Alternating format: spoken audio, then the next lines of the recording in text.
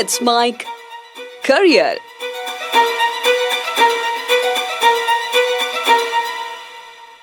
नमस्कार, let's my career में आपका स्वागत है।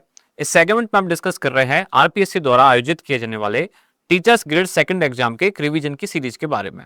इसमें अभी तक हमने कई सारे टॉपिक पढ़े। लास्ट जो हमने टॉपिक शुरू किया है ये था राजस्थान के प्रमुख पर्यटन स्थल। इसमें से कुछ पर्यटन स्थल हमने देखे, कई सारे शहरों के देखे। शुरुआत हमने अजमेर से की, जैसे कि अजमेर, फिर अलवर, फिर बांसवाड़ा, फिर बारा, भरतपुर, बाड़मेर, इस तरह के कुछ स्थल हमने देखे, यानी कि इन शहरों में कौन कौन से पर्यटन स्थल है। अब इस कड़ी में अगला जो हम स्थल देखने वाले हैं यह है बूंदी, कि बूंदी शहर में कौन कौन से प्रमुख पर्यटन स्थल हैं। बूंदी को कहा जाता है कुंड और बावड़ियों का शहर। बूंदी जो कि कुंड और बावड़ियों का शहर कहा जाता है। अब इसमें देखते हैं कौन कौन से पर्यटन स्थल है। पहला पर्यटन स्थल है तारागढ़ फोर्ट। पहले तो किस शैली में बनाया गया है? ये राजपूत शैली में बनाया गया। सन 1354 ईस्वी में राजा बरसिंह द्वारा ये बनाया गया है। ये किला है। ये बूंदी की सबसे आकर्षक जगहों में से एक मानी जाती है। एक ऊंची पहाड़ी पर बना हुआ है और आपको ध्यान होगा जब हमने दुर्ग पढ़े थे तो पहाड़ी पर या फिर पर्वत पर बने हुए दुर्ग को कहते हैं गिरि दुर्ग। ऊंची पहाड़ी जंगलों में बसा हुआ है, लेकिन वर्तमान में इसकी हालत थोड़ी खराब है, जीर्ण शीर्ण है। इसकी सुंदरता के बारे में बताया गया है कि इसमें कई सारे देवालय यानी कि मंदिर हैं, कई स्तंभ हैं, शीर्ष मंडप हैं, कई सारी छतरियां हैं। हाथी व कमल के रूप में ये सजा हुआ है। अगला है 84 खंभों की छतरी। ये भी बूंदी में ही है, जिसका निर्माण करवाया था बूंदी के महाराजा अनिरुद्ध सिंह ने। अपने धाय भाई देवा की स्मृति में ये छतरियां बनवाई गई। 84 खंभों पर टिकी हुई है। अब इसकी एक प्रभावशाली रचना है, सुंदर संरचना है। ये सामान्य से कुछ जानकारी है। काम की बात इसमें इतनी है, जो फैक्चुअल इंफॉर्मेशन होती है कि 84 खंभों की छतरी, बूंदी के 84 खंभों की छतरी किसके द्वारा बनवाई गई? तो ये बनवाई गई महाराजा अनिरुद्ध सिंह के द्वारा। इसके बाद बूंदी में अगला प्रमुख पर्यटन स्थल है, यह है चित्र महल बूंदी। बूंदी का चित्र महल, अब इसके बारे में बताया गया है कि ये बहुत शानदार बगीचों से भरपूर महल था। पुराने में समय जब ये बनाया गया था तो इसमें काफी कलात्मक फव्वारे लगे हुए थे, बहुत सारे तालाब इसमें थे, अलग अलग प्रजातियों की देसी विदेशी मछलियां इसमें हुआ करती थी और इसी कारण इसको कहा जाता था चित्र महल। अब क्योंकि इसकी सभी दीवारों और छतों को बेहद सुंदर और आकर्षक पेंटिंग से सजाया गया है, जिस कारण से इसको कहलाया गया या कहा गया चित्र महल। पुराने जमाने में एक बात बताई गई है कि 18वीं शताब्दी के दौरान बूंदी शहर एक मिनिएचर पेंटिंग बनाने वाले कलाकारों का गढ़ था। तो अगर इतना भी पूछ लिया जाए मिनिएचर पेंटिंग बनाने वाले कलाकारों का गढ़ राजस्थान का कौन सा शहर कहलाया, तो ये कहलाया बूंदी। यहाँ के राजा मिनिएचर पेंटिंग्स को बहुत ज्यादा बढ़ावा देते थे, यानी कि उस पेंटिंग को बनाने वाले जो पेंटर हैं, जो कलाकार हैं, उनको आश्रय देते थे। देवी देवताओं, युद्ध के दृश्यों, हाथियों और राधा कृष्ण के विभिन्न चित्र, विभिन्न क्रियाकलाप केवल इसी क्षेत्रीय कला में देखने को मिलते हैं। इसमें एक और चित्रशाला भी है, जिसे महाराजा उम्मेद सिंह जी के आदेशों पर बनवाया गया था। अब इसके बारे में बताया गया है कि इस महल के एकदम अंदरूनी ये हिस्से में है। यहाँ बनी पेंटिंग्स को सूर्य की रोशनी में और मौसम की नमी से अभी तक कोई नुकसान नहीं पहुंचा है। ना तो धूप से खराब हो रही है, ना मॉइस्चर से खराब हो रही है। अगला है बूंदी का जो अगला पर्यटन स्थल है, ये है रानी जी की बावड़ी। इसी को कहते हैं क्वीन स्टेपवेल, यानी कि रानी जी की बावड़ी। बावड़ी और कुएं में क्या अंतर है? कुआं जिसको अंग्रेजी में कहते हैं स्टेप वेल, यानी कि एक ऐसा कुआं। कुआं क्या है? कुएं में और बावड़ी में इतना सा अंतर है कि बावड़ी एक ऐसा कुआं है जिसमें सीढ़ियां हैं। आप सीढ़ियों से उतरते हुए पानी के तल तक पहुंच पाते हैं। जहां पानी है, भूमिगत जल वो होता है। इसका निर्माण हुआ सन 1699 में बूंदी के शासक, जिनका नाम था राव राजा अनिरुद्ध सिंह। उनकी छोटी रानी थी रानी नाथीवती जी, उनके द्वारा इसका निर्माण करवाया गया। अब रानी के द्वारा निर्माण करवाया गया, इसीलिए इसको कहा जाता है रानी जी की बावड़ी। अगर आपने टीवी पर या कभी यूट्यूब पर भी देखा होगा तो राजस्थान की एक प्रसिद्ध बावड़ी दिखाई देती है, जिसमें एक तो आभानेरी की है, एक ये भी है बूंदी की रानी जी की बावड़ी। अब इसमें एक तोरण द्वार है, जिस पर गजरात के यानी कि हाथी के उत्कृष्ट कुछ नक्काशीदार अंकन है। हाथी इसमें सूंड को अंदर की ओर मुड़े हुए है और ऐसा आभास होता है जैसे मानो हाथी बावड़ी से पानी पी रहा है। इस तरह की यहाँ एक मूर्ति बनाई गई है। इसके बाद है चित्तौड़गढ़, यानी कि हम राजस्थान के प्रसिद्ध पर्यटन स्थलों की श्रृंखला में अगले जिस शहर के बारे में डिस्कस कर रहे हैं, यह है चित्तौड़गढ़। और चित्तौड़गढ़ में सबसे प्रसिद्ध जो पर्यटन स्थल है वो है चित्तौड़ का किला, जो कि सिसोदिया राजपूतों का गढ़ है। यह किला गंभीरी और बेडच दो नदियों के तट पर स्थित है। कल जब हम दुर्गों वाली बात पढ़ रहे थे, वहां भी हमने देखा था कि कुछ किले जल दुर्ग की श्रेणी में आते हैं। जैसे कि एक तो हमने देखा था गागरोन का किला, और ऐसे ही हमने देखा चित्तौड़गढ़ में भैंसरोडगढ़ का किला। तो ये दोनों किले, कौन सा किला कौन कौन सी नदियों के बीच में पड़ता है, उनके संगम पर पड़ता है, ये सवाल पूछे जाते हैं। ऐसे ही जो चित्तौड़ का किला है, यह भी गंभीरी और बेडस नदी के तट पर स्थित है। अब इसके निर्माण की जो तिथियां हैं, अभी कब बना था उसको लेकर थोड़ा सा मतभेद है, यानी कि कुछ लोग तिथि कुछ मानते हैं, कुछ कोई और मानते हैं। एक पौराणिक कथा है जिसके अनुसार कहा जाता है कि इसका निर्माण पौराणिक युग में महाभारत महाकाव्य के पांडव यानी कि भीम के द्वारा इसका निर्माण प्रारंभ करवाया गया। ये तो पौराणिक बात हो गई।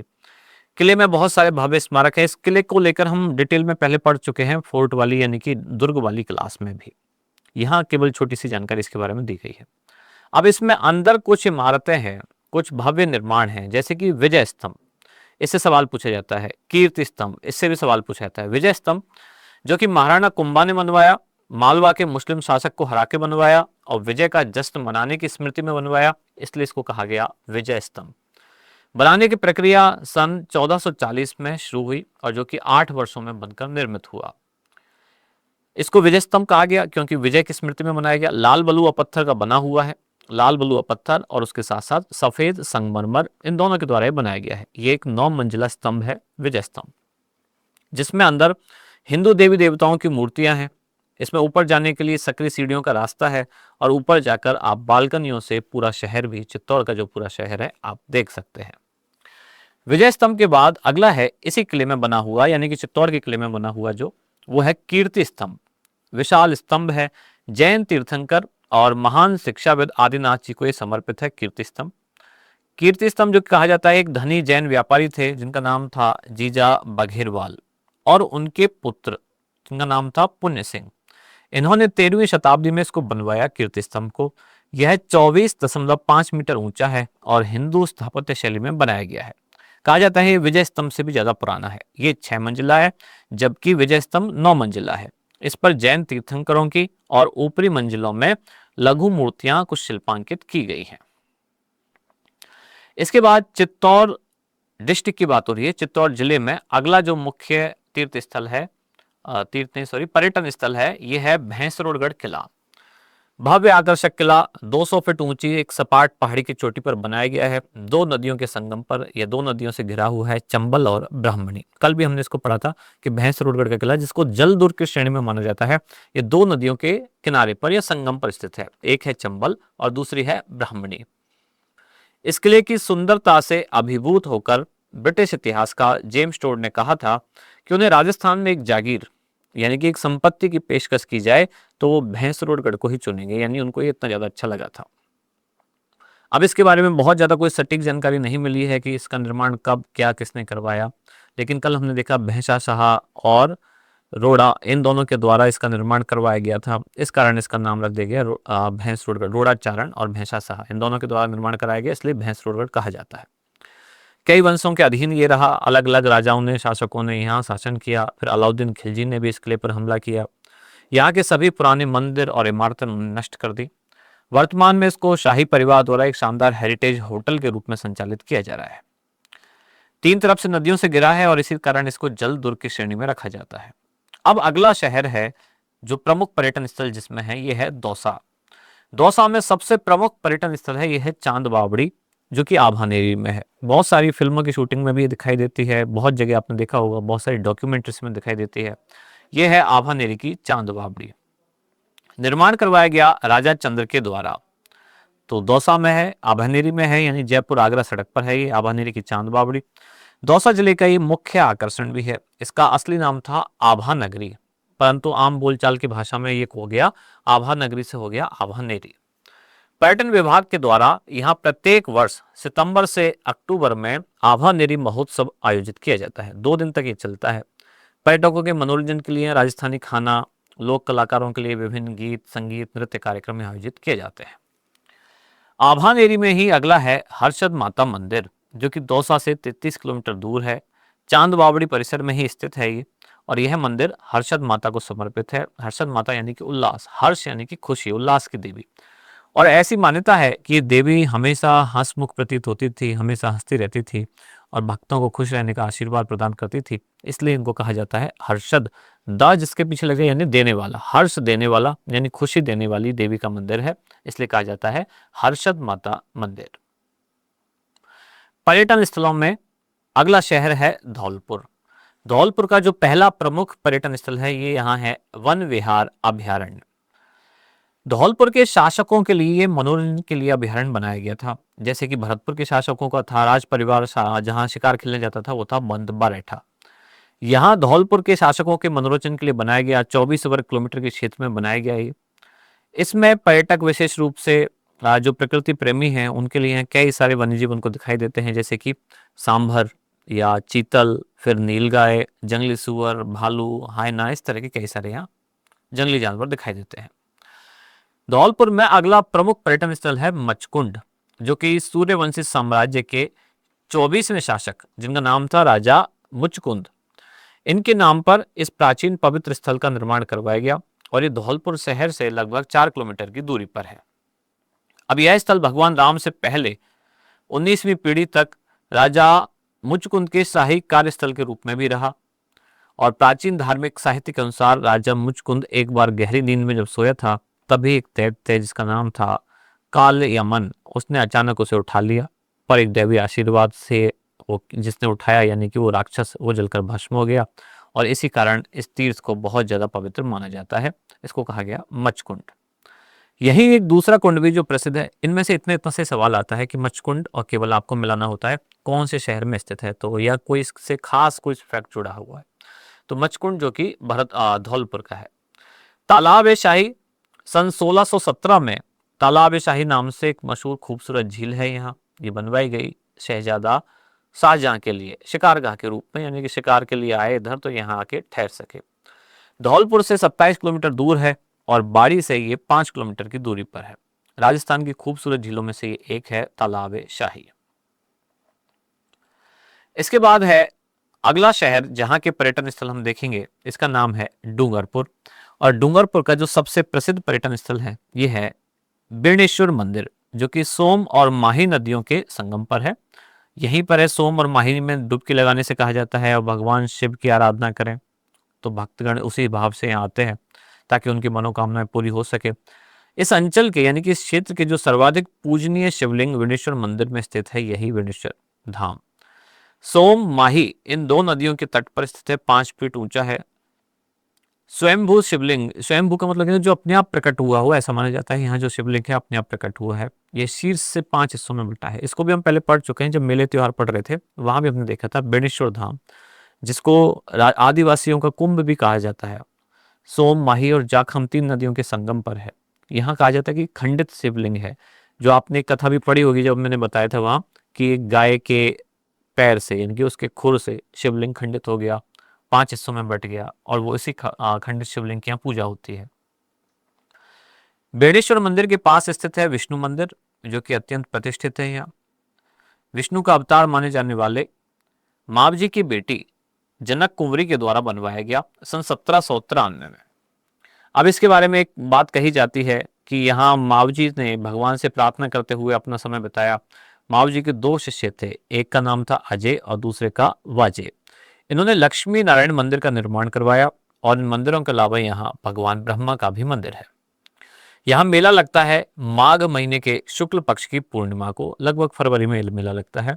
सोम और माही नदियों के संगम पर है, विशाल मेला है। सोम माही जाखम तीसरी नदी है, इसी कारण इसको कहा जाता है आदिवासियों का कुंभ।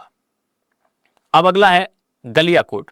एक तो अजमेर में जहाँ शेख मोइनुद्दीन चिश्ती की जहाँ दरगाह है, एक तो वहाँ उसका मेला लगता है और दूसरा लगता है गलियाकोट में। ये दाऊदी बोहरा समाज के लिए प्रसिद्ध है, उनकी ये आस्था का केंद्र है गलियाकोट का दरगाह। डूंगरपुर से ये 58 किलोमीटर की दूरी पर है। माही नदी के किनारे गांव है जिसका नाम है गलियाकोट गांव। अब ये किस लिए प्रसिद्ध है, यहाँ किसकी मजार है, तो यहाँ सैयद फखरुद्दीन की मजार है।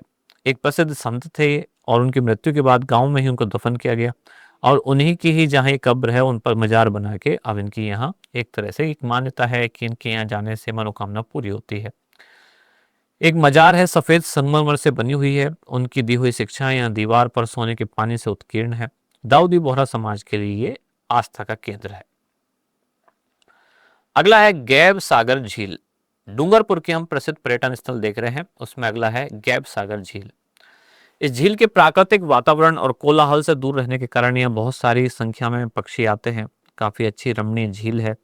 श्रीनाथ जी का मंदिर है यही, और इस मंदिर के परिसर में ही विजय राज राजेश्वर मंदिर भी स्थित है। बात हो रही है गैब सागर झील की। इसके बाद अगला प्रमुख स्थान ये है हनुमानगढ़। हनुमानगढ़ में जो पहला स्थल है यह है कालीबंगा। 4500 वर्ष पूर्व सरस्वती नदी के किनारे हड़प्पा कालीन सभ्यता यहाँ फल फूल रही थी। कहाँ? कालीबंगा के आसपास। जो हम हड़प्पा कालीन बात करते हैं, हड़प्पा मोहनजोदड़ो, उसके जो जुड़े हुए नगर हैं उनमें से ही एक है कालीबंगा। पुरातत्व प्रेमियों के लिए काफी महत्वपूर्ण स्थान है। जिनको आर्कियोलॉजी में इंटरेस्ट है उनके लिए कालीबंगा बहुत महत्व रखता है। यहाँ जो प्राप्त हुए हैं अवशेष वो 2500 वर्ष ईसा पूर्व के, यानी ईसा के जन्म से भी लगभग 2500 वर्ष पहले के, यानी कुल मिला के बात करें, अब ईसा के जन्म को 2025 साल हो चुके हैं क्योंकि 2025वें वर्ष में है अभी। अब इससे भी लगभग 2500 वर्ष पहले, तो ये लगभग 4500 वर्ष के आसपास का कालखंड है। एग्जैक्ट बोलें तो लगभग 4525 और इसमें जोड़ लो, पर इसकी शुरुआत की कोई तिथि फिक्स नहीं है, तो एक अंदाजा लगाया जाता है लगभग 4500 वर्ष पहले। कालीबंगा में खुदाई से क्या क्या मिला? तो हड़प्पा कालीन सील यानी कि मुहर, मानव के कंकाल, कुछ अज्ञात स्क्रिप्ट जो अब तक पढ़े नहीं गए हैं, तांबे की चूड़ियां, कुछ मोती, सिक्के, टेराकोटा और सीप के खिलौने यहाँ प्राप्त हुए हैं।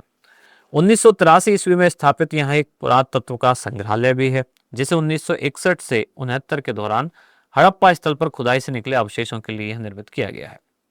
अब इसमें 3 दीर्घाएं हैं, एक है पूर्व हड़प्पा काल और 2 शेष दीर्घाएं हैं, उनमें हड़प्पा काल की कलाकृतियां इसमें समर्पित हैं। एक में तो हड़प्पा काल से पहले की और बाकी के 2 में हड़प्पा काल के बाद की। हनुमानगढ़ का अगला प्रसिद्ध तीर्थ स्थल, पर्यटन स्थल, तीर्थ नहीं पर्यटन स्थल है, यह है भटनेर का किला। भट्टी नगर का अपभ्रंश है, जैसे कि आभा नगरी का अपभ्रंश है आभानेरी, ऐसे ही भट्टी नगर का अपभ्रंश माना जाता है भटनेर, जो कि उत्तरी सीमा का प्रहरी के रूप में विख्यात है कि ये राजस्थान की उत्तरी सीमा का रक्षक है। कौन सा किला? भटनेर का किला। भारत के सबसे पुराने किलों में से एक माना जाता है भटनेर का किला, या इसी को कहा जाता है हनुमानगढ़ का किला। किस नदी के किनारे है? तो ये घग्गर नदी के किनारे पर स्थित है। आईन अकबरी में इसका एक उल्लेख है। निर्माण लगभग 1700 वर्ष पहले जैसलमेर के राजा भाटी के पुत्र भूपत ने किया। ये तैमूर और पृथ्वीराज चौहान सहित कई साहसी शासकों ने इस किले पर कब्जा जमाने की कोशिश भी की है, लेकिन कई सदियों से कोई इसको नहीं जीत पाया। वर्ष 1805 में बीकानेर के राजा, जिनका नाम था सूरत सिंह भाटी, सूरत सिंह ने भाटी राजाओं को पराजित कर इस किले पर कब्जा किया। यानी शुरुआत में सदियों तक कोई नहीं जीत पाया, लेकिन एक बार जिसने जीता है 1805 में, वो थे बीकानेर के राजा सूरत सिंह ने। अब इस कड़ी में अगला शहर हम देख रहे हैं राजस्थान के प्रमुख पर्यटन स्थल। अब उसमें जो अगला शहर है, जो कि राजस्थान की राजधानी भी है, ये है जयपुर, जिसको पिंक सिटी यानी कि गुलाबी शहर के रूप में भी जाना जाता है। इसमें कई सारे पर्यटन स्थल हैं, आप जानते भी होंगे। सबसे ऊपर में नाम लिखा हुआ है हवा महल। बाहर की तरफ से अगर हवा महल को आप देखें तो भगवान कृष्ण के मुकुट के रूप में बनाया गया है। उनके मुकुट के रूप जैसा दिखाई देने वाला पर्यटन स्थल कौन सा है राजस्थान में? यह है हवा महल। निर्माण हुआ सन 1799 में। किसने करवाया? तो ये करवाया महाराजा सवाई प्रताप सिंह ने। यह महल 5 मंजिला है। इसके वास्तुकार यानी जिन्होंने डिजाइन तैयार की, उनका नाम है लालचंद उस्ताद। उनके द्वारा डिजाइन तैयार की गई।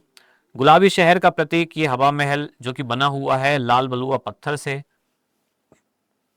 यह राजस्थानी वास्तुकला और मुगल शैली दोनों का ही मिश्रण है। मुगल शैली भी दिखाई देती है और राजस्थानी शैली भी, क्योंकि आमेर जो रियासत थी इसके मुगलों के साथ काफी मित्रतापूर्ण संबंध थे। इसलिए आमेर की रियासत में जो काल आता है मुगलों के बाद वाला, उसमें मुगलों का प्रभाव दिखाई देता है। इसकी दीवारें सिर्फ 1.5 फुट चौड़ी है, बहुत कम चौड़ी दीवार है, और उस पर भी इतना 5 मंजिला बहुत ऊंचा भवन बनाया हुआ है। 953 इसमें बेहद सुंदर और आकर्षक छोटे छोटे आकार के झरोके हैं, छोटी छोटी इसमें खिड़कियां हैं। 953 बनाने का मूल उद्देश्य क्या था कि शहर में अगर होने वाला कोई भी मेला, त्योहार, जुलूस है, तो महारानियां या राज परिवार की जो महिलाएं हैं वो उसको यहाँ से देख सकें, इस महल में आके या झरोके से झांक कर देख सकें। यह हवा महल गर्मी के मौसम में भी इन झरोकों के कारण काफी अच्छा ठंडा महसूस होता है। अगला है आमेर का महल या आमेर का किला भी जिसको कहते हैं। किले में ही अंदर महल बना हुआ है। जयपुर जो मुख्य शहर है पिंक सिटी उससे लगभग 11 किलोमीटर की दूरी पर है। कछवा शासकों की ये पुरानी राजधानी है आमेर का किला या आमेर महल। इसमें ये अपने किले और स्थापत्य के लिए जाना जाता है। इस कारण पर्यटकों की ये पसंद भी है। यूनेस्को की विश्व धरोहर सूची में शामिल है। पहले ये कछवा राजपूतों की राजधानी रहा। आमेर महल ऊंची पहाड़ी पर स्थित है। अब इसमें भी हिंदू और मुगल शैली दोनों का प्रभाव देखा जाता है। हिंदू शैली का तो सीधी सी बात है कछवा शासकों का है, और मुगल शैली का इसलिए क्योंकि बाद में आमेर के और मुगलों के मित्रतापूर्ण संबंध रहे, तो इस कारण यहाँ मुगलों का भी प्रभाव देखा जाता है। आमेर का महल बना सन 1592 में। जिसने बनवाया उनका नाम है राजा मानसिंह प्रथम ने। बनवाया किस लिए गया था? ज्यादातर जो किले या महल हैं, किलों का निर्माण किस लिए होता है? दुश्मनों से रक्षा के लिए, उसके लिए बनाया गया। आमेर महल का आंतरिक भाग ये लाल बलुआ पत्थर से बना हुआ है, संगमरमर से बना हुआ है, और इसमें नक्काशी का काम किया गया, पत्थरों की जड़ाई है, मीनाकारी का काम है, पिच्चीकारी दीवार पर भी जैसे कि कुछ बारीक जड़ाकारी का काम किया गया है। जगह जगह पर बड़े बड़े इसमें दर्पण लगाए गए हैं। जयपुर का अगला प्रमुख पर्यटन स्थल है ये है जंतर मंतर, जिसका निर्माण करवाया गया सवाई जयसिंह के द्वारा। और उन्होंने सिर्फ जयपुर में निर्माण नहीं कराया, दिल्ली में भी हुआ है, मथुरा में भी है, उज्जैन में भी है। इस तरह से कई शहरों में उन्होंने इस जंतर मंतर का निर्माण करवाया है। वाराणसी में भी है। ये एक वेधशाला है। वेधशाला यानी कि एक खगोलीय वेधशाला जो क्या करती है, ग्रह नक्षत्रों की गति उनके आधार पर अनुमान लगाते हैं कि ज्योतिष के आंकड़े ये देते हैं कि कब कौन सा ग्रह किस राशि में प्रवेश कर रहा है, ग्रह नक्षत्र, इसके अलावा खगोल विद्या, इन सबको जानने के लिए वेधशाला बनाई गई है। यूनेस्को के द्वारा इसको विश्व धरोहर सूची में शामिल किया गया, और इसमें बनाए गए कुछ प्रमुख जटिल यंत्र हैं। सम्राट यंत्र जैसे हैं है जो कि सबसे बड़ा यंत्र है। समय को मापने के लिए, सूर्य की गति को और उसकी कक्षाओं का निरीक्षण करने के लिए, आकाशीय पिंडों के संबंध में और जानकारी प्रदान करने के लिए जंतर मंतर बनाया गया। जयपुर में ही अगला प्रमुख पर्यटन स्थल है यह है जयगढ़ फोर्ट। कल भी इसको हमने पढ़ा था और कहा था कि जयगढ़ को कहा जाता है रहस्यमयी किला। अपने अंदर कई सारे रहस्य समेटे हुए हैं, और इसी किले पर यह ऐसा एकमात्र किला है जहाँ किले में अंदर तोप बनाने का कारखाना है। और यहीं पर जय बाण नाम से जो तोप है, एशिया की सबसे बड़ी तोप मानी जाती है, वो यहीं स्थित है। और इसी के बारे में कहा जाता है कि इसमें कोई खजाना अंदर छुपा हुआ था, और आज़ादी के बाद भी उसको तलाश करने की कोशिश की गई थी। तो ये इसलिए रहस्यमयी किला कहा जाता है। कौन सा? जयगढ़ फोर्ट। निर्माण सन 1726 में राजा जयसिंह द्वितीय के द्वारा किया गया। उन्होंने निर्माण शुरू करवाया। इसमें कई सारे शस्त्र बनाने के कारखाने हैं, अनूठा शस्त्र संग्रहालय है, तोप बनाने का कारखाना है, और विश्व की सबसे बड़ी तोप जिसका नाम है जयबाण, ये भी यहीं स्थित है। जो भी पर्यटक राजस्थान आता है तो वो नाहरगढ़, जयगढ़, आमेर ये आकर यहाँ जरूर इनको देखता है। कहा गया है कि इस तोप को बस एक बार चलाया गया था, जिससे शहर से 35 किलोमीटर दूर जाके गड्ढा बन गया, यानी इतनी दूर इसकी मारक क्षमता है। इसकी लंबाई है इस तोप की 31 फीट और 3 इंच तक। वजन है इसका 50 टन। इसके 8 मीटर लंबे बैरल से 100 किलो गन पाउडर भरकर इसको चलाया जाता है, यानी इसका जो गोला है वो 100 किलो गन पाउडर का बनता है। इसी के पास एक दूसरा किला है जो पर्यटकों में काफी प्रसिद्ध है, यह है नाहरगढ़ किला। अंधेरी रात, तारों की छाव, नाहरगढ़ किले से जयपुर आपको दिखाई देता है। बहुत सारी रील्स में, जो इंस्टाग्राम की रील्स में या यूट्यूब के बहुत सारे वीडियोज में, जिसमें आपने जयपुर के कुछ वीडियोस देखे होंगे कहीं ऊंचाई से शूट किए हुए, तो उनमें से ज़्यादातर वीडियो नाहरगढ़ के होते हैं। जैसे कि मकर संक्रांति के आसपास जयपुर के वीडियोस कुछ बनाए जाते हैं, तो वो नाहरगढ़ किले से ही पूरा जयपुर वहाँ दिखाई देता है। अब इसमें क्या क्या प्रसिद्ध है, कब किसने बनवाया? सन 1734 ईस्वी में बनवाया, महाराजा जयसिंह के शासनकाल में ये बनवाया गया, जो कहा जाता है शहर का पहरेदार। इस किले में माधवेंद्र भवन को ग्रीष्म काल में महाराजा के निवास के रूप में काम में लिया जाता था, कि जब ज्यादा गर्मी पड़ती थी शहर में तो वहां यहाँ आके वो ठहरते थे। रानियों के लिए इसमें आरामदेह कुछ बैठकें बनाई गई हैं। राजा के कक्षों का एक समूह है। बड़े बड़े आलीशान दरवाजे बनाए गए हैं, अच्छी खिड़कियां बनाई गई हैं, यानी कि सजावट इसमें अच्छी खासी की गई है। इसके बाद एक म्यूजियम, सेंट्रल म्यूजियम के नाम से प्रसिद्ध है, उसी को अल्बर्ट हॉल कहा जाता है। यह है जयपुर का अगला प्रमुख पर्यटन स्थल। सन 1876 में इसका निर्माण किया गया। प्रिंस ऑफ वेल्स ने इसकी आधारशिला रखी। इसका नाम रखा गया लंदन के अल्बर्ट संग्रहालय के नाम पर। तो जैसे लंदन के इंग्लैंड के लंदन में है अल्बर्ट म्यूजियम, ऐसे ही यहाँ नाम रख दिया गया अल्बर्ट हॉल। सर स्विस्टन जैकब के द्वारा इसका डिजाइन बनवाया गया था। इंडो सार्सेनिक यानी कि वहाँ की ग्रीक जो शैली है और इंडिया की जो शैली है, दोनों का मिश्रण यहाँ स्थापत्य कला में दिखाई देता है। यह रामनिवास बाग के बीच में है। अल्बर्ट हॉल काफी मनमोहक है, जो लोग गए हैं उन्होंने देखा होगा। इसके बाद जयपुर का अगला प्रमुख पर्यटन स्थल और जो तीर्थ स्थल भी है, ये है गलता जी। प्राचीन तीर्थ स्थान है। कहा जाता है ये गालव ऋषि की तपोस्थली है, कि एक ऋषि यहाँ तपस्या करते थे जिनका नाम था गालव ऋषि। गलता जी स्थित कुंड में एक धार्मिक महत्व है यहाँ के स्थान का। बहुत सारे लोग जयपुर और उसके आसपास के जो है सावन में कावड़ भी लेके आते हैं यहीं से, गलता जी से। यहाँ के कुंड से पानी भर के और शिवलिंग को अभिषेक करते हैं, जलाभिषेक करते हैं। तीर्थ यात्री यहाँ पवित्र स्नान करने हेतु आते हैं। अब इस स्थान में मंदिर है, मंडप है और यहाँ पवित्र कुंड भी है। गलता जी आने के लिए आगंतुक पहले जाते हैं गोपाल जी मंदिर परिसर में, जो कहा जाता है स्थानीय लोगों का बंदर मंदिर। बहुत सारे बंदर यहाँ आपको दिखाई देंगे। इसे इस नाम क्यों दिया गया, क्योंकि बंदरों के एक बड़े समूह की वजह से यहाँ ये नाम मिला है। बहुत सारे बंदर यहाँ हैं। हरियाली है बहुत, क्योंकि पहाड़ी क्षेत्रों में बसा हुआ है। बंदर आपको दिखाई दे ही जाएंगे।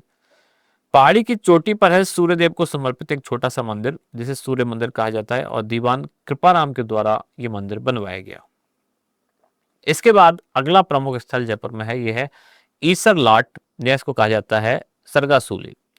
कहाँ है? शहर के बीचों बीच में बना हुआ है। 60 फीट ऊंची एक भव्य मीनार है, जिसको कहा जाता है ईसर लाट। स्वर्णवेदी मीनार, या इसको कहा जाता है सरगासूली, राजा ईसरी सिंह ने बनवाया, और बनवाया है सन 1749 में। अब इस मीनार को जीत की स्मृति में बनाया गया, एक शानदार जीत की स्मृति में बनाया गया। त्रिपोलिया गेट के पास है। इस मीनार में अंदर की तरफ ऊपर जाने के लिए सीढ़ियां बनाई गई हैं, और जिससे चढ़कर आपको ईसर लाट से पूरे जयपुर का एक अच्छा दृश्य दिखाई देता है। इसी के पास है, यहाँ शहर में त्रिपोलिया गेट के पास ही अगला है गोविंद देव जी का मंदिर। कहा जाता है कि मुगल शासकों से तंग आकर, या औरंगजेब खास तौर से, जब बहुत सारे मंदिर तोड़े जा रहे थे, तो वहाँ के जो पुजारी, वृंदावन और उसके आसपास के ब्रज क्षेत्र के जो पुजारी है, वो श्री कृष्ण की कुछ मूर्तियां लेके वहां से निकले ताकि उनको बचाया जा सके। अब उनमें से एक मूर्ति को लेकर गए वो मेवाड़ में, और वहां नाथ द्वारा में उसकी स्थापना की गई, जो कि आज श्रीनाथ जी के मंदिर के नाम से प्रसिद्ध है। और ऐसी ही एक मूर्ति जयपुर में स्थापित की गई, जो कि आज गोविंद देव जी मंदिर नाम से प्रसिद्ध है। यानी कि ये दोनों मूर्तियां हैं मूल रूप से ब्रज क्षेत्र की, यानी कि वृंदावन की ही हैं, और वहां से ये लाई गई। एक है जयपुर में और एक है श्रीनाथ जी में, श्रीनाथ जी मंदिर यानी नाथ द्वारा में। तो यहाँ की जो प्रतिमा है, ये सवाई जयसिंह द्वारा वृंदावन से लाई गई, और यहाँ पूरे सम्मान से शहर के परकोटे में स्थापित कर गोविंद देव जी मंदिर बनाया गया। इसमें 7 झांकियां हैं, और आजकल गोविंद देव जी मंदिर काफी प्रसिद्ध है। बहुत ज्यादा यहाँ श्रद्धालुओं की भीड़ रहती है, देखते होंगे आप। अगला प्रमुख स्थान है जैसलमेर, जिसको कहा जाता है किले और हवेलियों का शहर। इसमें सबसे पहले सबसे ऊपर है जैसलमेर का किला, जो कि एक वर्ल्ड हेरिटेज साइट भी है। थार मारुस्थल के त्रिकुटा पहाड़ी पर स्थित है ये किला। कई सारी ऐतिहासिक लड़ाइयां देख चुका है, क्योंकि पश्चिम का पहरेदार एक तरह से उधर से जो आते हैं तो जैसलमेर रास्ते में पड़ेगा। कल हमने पढ़ा था, जब हम दुर्ग वाला चैप्टर पढ़ रहे थे, कि इसको सोनारगढ़ कहा जाता है। क्यों कहा जाता है? क्योंकि पीले पत्थर से बना हुआ है, और पीले पत्थर पर जब सूरज की रोशनी पड़ती है तो ये चमकने लगता है, सोने की तरह चमकता है, इसलिए इसको कहा जाता है सोनारगढ़ या गोल्डन फोर्ट। जैसलमेर किले के बाद अगला है डेजर्ट नेशनल पार्क, जो कहाँ है? थार रेगिस्तान के बीच में है। वन्य जीवों का एक महत्वपूर्ण आवास है, पार्क है। इसको कहा जाता है डेजर्ट नेशनल पार्क। इसमें कौन कौन से जानवर हैं, एक बार उन पर नजर डालते हैं। जैसे कि हिरण, फिर चिंकारा, रेगिस्तान में पाई जाने वाली लोमड़ी, ये सब इस पार्क में पाए जाते हैं। यहाँ तक कि जो लगभग लुप्त प्राय क्रिटिकली एंडेंजर्ड है ग्रेट इंडियन बस्टर्ड, वो भी यहीं पाया जाता है। जैसलमेर से 40 किलोमीटर की दूरी पर यह पार्क है। इसके बाद अगला प्रमुख स्थल यहाँ है पटवों की हवेली। अब इसके अंदर 5 हवेलियां हैं, जिसमें गुमान चंद पटवा, इन्होंने अपने 5 बेटों के लिए 1805 ईस्वी में हवेली बनवाई थी, इसलिए इसको कहा जाता है पटवों की हवेली। इसे बनाने में ही 50 साल लग गए थे। यह जैसलमेर में सबसे बड़ी है और सबसे खूबसूरत नक्काशीदार ये हवेली है। 5 मंजिला है, एक सकरी सी गली में स्थित है। यह हवेली अब अपनी वो पुरानी भव्य महिमा खो चुकी है। क्यों खो चुकी है? एक टाइम के बाद अगर रख रखाव ना हो तो सिंपल सी बात है, ऐसा होने लगता है। जैसलमेर में अगली प्रमुख जो संरचना है वो है तनोट माता मंदिर। जो कि भाटी राजपूत गणेश तनुराव तनु जी ने बनवाई। कब? विक्रमी संवत 828 में। अब इसको सैनिकों का मंदिर भी कहा जाता है। जो भारतीय फौजी हैं उनमें काफ़ी प्रसिद्ध हैं ये माता, वो काफ़ी इनकी पूजा अर्चना करते हैं। जैसलमेर से करीब 120 किलोमीटर दूर है। तनौट माता देवी को कहा जाता है कि ये हिंगलाज माता का पुनर्जन्म है। जैसलमेर में अगला प्रमुख स्थान है रामदेवरा मंदिर। कहाँ है? रुनीचा। बाबा रामदेव उनके और रामसा पीर जिनको कहा जाता है, हिंदू मुस्लिम दोनों जिनको मानते हैं, उनका ही ये स्थान है। कौन सा? रामदेवरा मंदिर। सभी धर्मों के लोग यहाँ आते हैं। घोड़े पर सवार उनकी मूर्ति यहाँ है। हिंदू मुस्लिम एकता का प्रतीक है। जब हमने संत और लोक देवता पढ़े थे तब भी इस बारे में पढ़ा था। पोखरण से लगभग 12 किलोमीटर की दूरी पर है। जोधपुर जैसलमेर रूट पर है, उस मार्ग पर स्थित है और यहाँ मेला लगता है भाद्रपद महीने में। और जैसलमेर में अगली प्रमुख जो जगह है यानी कि पर्यटन स्थल है, ये है बड़ा बाग। एक काफी बड़ा उद्यान है, नाम इसलिए बड़ा बाग है यानी कि एक विशाल उद्यान है भाटी राजपूतों की स्मृति को समेटे हुए। जैसलमेर के शासक जो भाटी राजपूत ही रहे, तो जैसलमेर के उत्तर में है ये। 6 किलोमीटर की दूरी पर इसको बर बाग या बड़ा बाग कहा जाता है। और यहाँ राज्य के जो पूर्व महाराजा हैं उनकी शाही छत्रियां हैं, यानी उनके स्मृति में बनाई गई। यहाँ से पर्यटकों को सूर्यास्त का एक अच्छा दृश्य दिखाई देता है। और जैसलमेर के महाराजा सवाई जयसिंह द्वितीय ने यहाँ एक बांध भी बनवाया, जिसके कारण जैसलमेर का हिस्सा, काफी वाला हिस्सा हरा भरा हो गया। उनकी मृत्यु के बाद सन 1743 में उनके पुत्र जिनका नाम था लूनकरण, उन्होंने अपने पिता की याद में एक छतरी भी बनवाई है। अब आज की क्लास में पढ़ा बूंदी से स्टार्ट करके, और हमने जैसलमेर में जो प्रसिद्ध पर्यटन स्थल है वहां तक हमने कंप्लीट की। अभी इसमें कुछ और पर्यटन स्थल बाकी हैं। अब अगला जो हम टॉपिक शुरू करेंगे राजस्थान के प्रमुख पर्यटन स्थल, ये हम आगे अब शुरू करने वाले हैं जालौर से, जिसको कहा जाता है ग्रेनाइट की नगरी। ये कार्यक्रम अगर आपको अच्छा लगता है तो कमेंट्स में हमें जरूर बताएं। कार्यक्रम में जुड़े रहने के लिए धन्यवाद। आप सुन रहे थे let's mic more than radio. Follow कीजिए हमें हमारे सोशल मीडिया प्लेटफॉर्म्स पर। It's time for news. It's time for more than radio. Presenting the first radio news app, Let's Mic. Let's Mic, a news-based app on your phone where you get to watch and listen news, talk shows, interviews, radio show podcasts. On Let's Mic, you get all relevant information of TV, print, radio, podcast, and digital. Let's Mic talks about every segment of life.